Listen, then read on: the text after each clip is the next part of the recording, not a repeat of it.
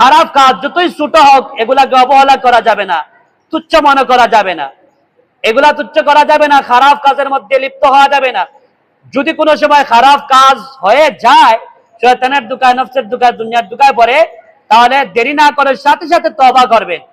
সাথে সাথে তওবা করলে আল্লাহ তাআলা আপনার তওবা কবুল করবে, আপনার গুনাহ মাফ করে দিবে।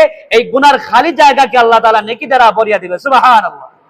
আর নেক আমল যতই ছোট হোক তুচ্ছ করা যাবে না, সাধারণ বলা ভাবা যাবে না।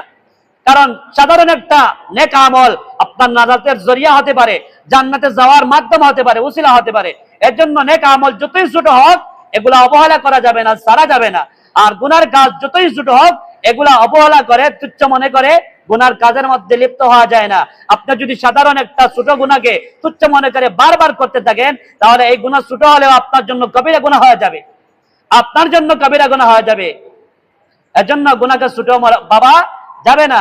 আর নেক আমল যতই ছোট হোক এগুলাকে ছাড়া যাবে না। আল্লাহ তাআলা আমাদের সবাইকে আমল করার তৌফিক দান করুন, আমিন। ওয়া আখিরু দাওয়ানা আলহামদুলিল্লাহি রাব্বিল আলামিন।